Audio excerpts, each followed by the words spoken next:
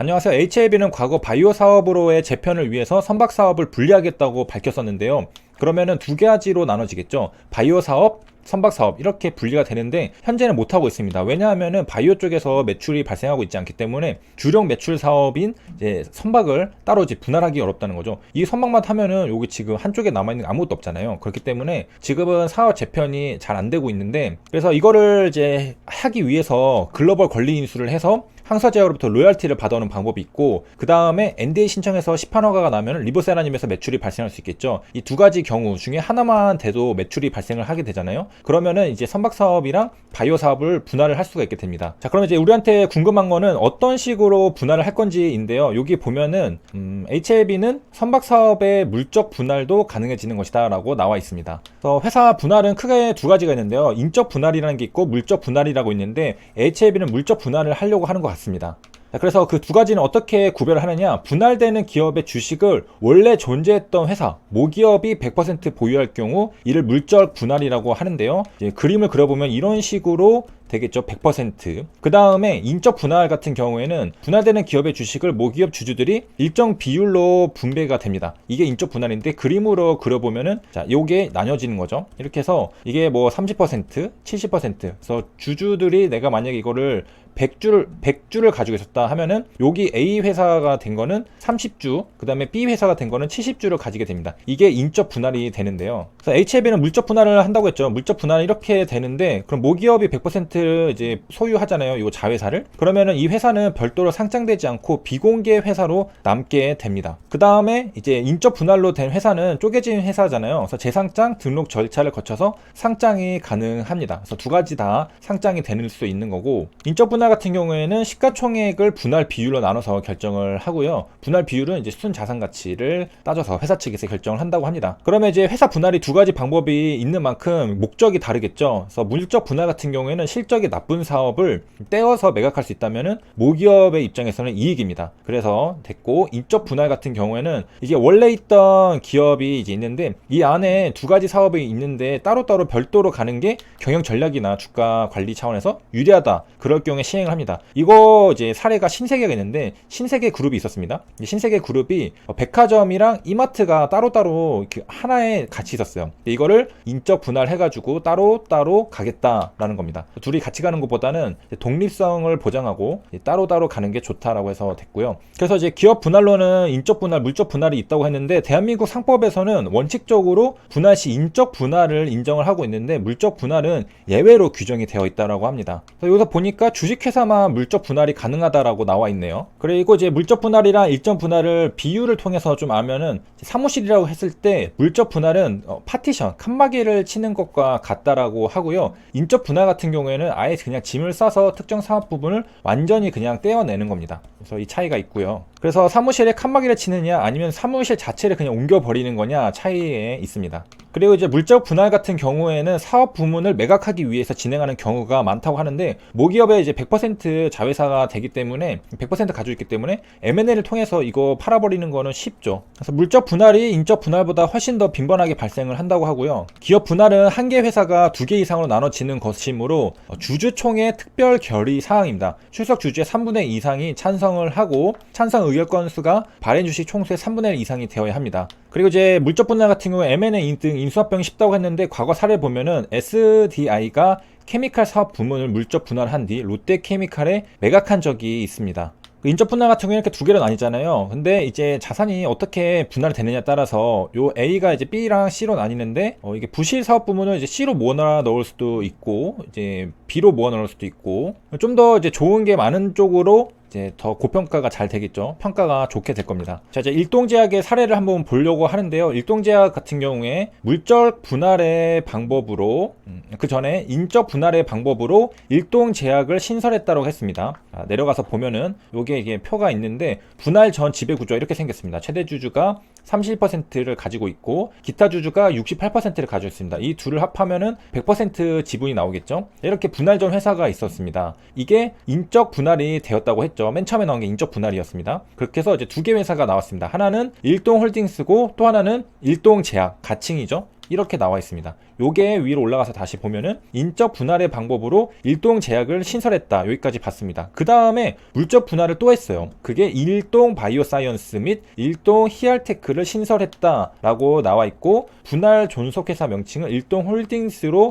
변경할 예정입니다 라고 나와 있습니다. 여기서부터는 이제 물적 분할입니다. 물적 분할은 이렇게 된다고 했죠. 그래서 일동 홀딩스 이렇게 있고, 여기에서 신설된 게 일동 바이오 사이언스, 일동 히알테크, 이렇게 물적 분할이 된 겁니다. 요게 이제 뭐가 생기긴 했는데, 이 생긴 게 뭐 이런 것처럼 만든 게 아니라 여기에 원래 같이 있었던 건데 따로 이제 파티션 친 것처럼 해서 나온 겁니다. 그 다음에 이제 인적 분할한 거는 상장할 수 있다고 했죠. 재상장할 수 있다고 했습니다. 그렇기 때문에 일동제약은 한국거래소 유가증권시장 상장규정 어쩌고저쩌고 따라서 재상장 심사를 거쳐서 재상장할 예정입니다 라고 나와 있습니다. 그러니까 인적 분할한, 여기 분할전 회사에서 인적 분할한 요거 일동제약은 재상장 한다라는 거죠. 얘도 뭐 상장돼 있었겠죠. 존속회사, 얘는 신설회사, 얘가 상장이 돼야 되는 거고, 여기 밑에 이제 물적 분할은 비상장으로 유지가 된다고 했죠. 비상장이고, 그래서 인적 분할된 일동제약은 재상장이고, 그 다음에 일동 홀딩스는 변경상장, 그리고 물적 분할된 일동 바이오사이언스랑 일동 히알테크는 100% 지분을 일동 홀딩스가 가지고 있게 됩니다. 주주들은 어떻게 이제 가지고 있게 되는 거냐, 요 인적 분할했으니까 그 비율 그대로 이렇게 내려오게 되죠. 그 다음에 이렇게 여기서, 자, 여기까지 보고 갔는데, HLB가 이제 앞으로 이제 바이오 쪽 매출이 발생하면은 선박산업이랑 물적 분할을 하는 것도 어느 정도 머릿속에 그려볼 수 있겠습니다. API라는 것은 어떠한 응용 프로그램에서 데이터를 주고받기 위한 방법을 의미하죠. API 제작자는 자신이 가진 데이터베이스 기능을 다른 누군가 쉽게 사용할 수 있도록 모듈화해서 가지고 있습니다. 그리고 인증받은 누군가는 단 한 번의 명령으로 이 해당 데이터 기능을 사용할 수 있게 됩니다. 이게 API고요. 우리가 이제 API로 네이버 블로그 같은 데서도 글쓰기가 할 수 있는데, 지금 이게 종료가 됐다고 합니다. 그래서 우리는 이제 직접 로그인해서 블로그 들어가고 카페 같은 데 들어가서 글 쓰는 것만 봤는데, API로도 할 수 있습니다. 여기 보면 글쓰기 API 설정에 글쓰기 API 설정 있습니다. 들어가면 이렇게 나와 있고, 뭐 연결 정보 확인, 글쓰기 연결, 블로그 작성 및 게시, 이거를 되면은 이제 작성이 되는 거죠. 더 간편하게 될 수 있을 겁니다. 그래서 API 연결 URL은 여기 API다 블로그다 네이버 해서 요거는 이제 가렸고요. 그리고 여기 API 연결 암호도 이제 가려놓은 상태, 이걸 복사해서 갖다 쓰면 되겠죠. 이제 굉장히 편리하게 할 수 있는데, 이게 5월 6일 기능 종료에 따라 이게 삭제된다고 합니다. 그래서 왜 삭제를 했을까라고 보면은 쿠팡이 등장을 해요. 이 쿠팡이 네이버, 블로그 이런 것들을 이용해서 광고를 너무 많이 했는데, 그게 요 API를 이용해서 너무 많이 했기 때문에 이렇게 했다고 해요. 물론 이제 이분의 이제 추정인 것 같긴 한데, 자, 아무튼 그렇고, 그리고 이제 사람들이 많이 쓰면은 유료화가 될 수도 있습니다. 구글맵 같은 경우는 API를 유료했는데 2018년 6월 10일부터 과금이 확정이 됐었습니다.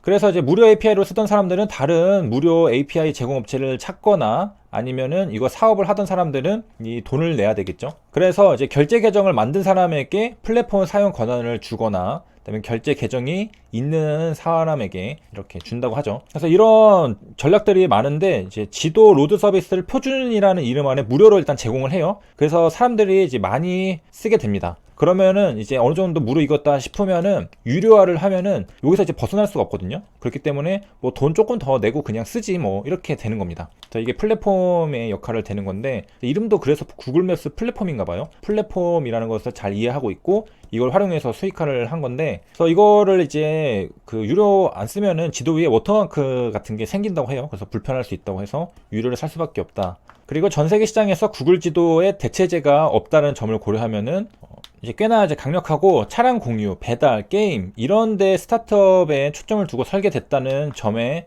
주목을 끈다고 합니다. 특히 이제 최근은 아니죠. 이제 포켓몬고 같은 경우에는 구글맵을 활용해서, 구글맵 API를 활용해서 만들었던 게임이죠. 그러다 보니까 이제 구글맵이 슈퍼앱이 아니냐라고 말을 하게 되는데, 구글 API랑은 또 다른 거죠. 맵입니다. 이거는 앱이죠. 앱. 구글맵 띄워놓고 우리 사람들이 보는 건데, 이 슈퍼앱이라는 것은 이제 모든 것을 할 수 있고 다른 앱을 띄울 필요가 거의 없는 그런 앱을 말한다고 합니다. 구글이 이제 구글맵이라는 앱도 있고, 그 다음에 이거를 다른 사람들도 쓸 수 있게 API를 만들어서 모듈화해서 제공을 하는 거죠. 여기 보면 이제 우리한테 친숙한 이 구글맵이죠. 이게. 그래서 이제 API의 I가 인터페이스라는 뜻인데요. 인터페이스는 매개체를 의미합니다.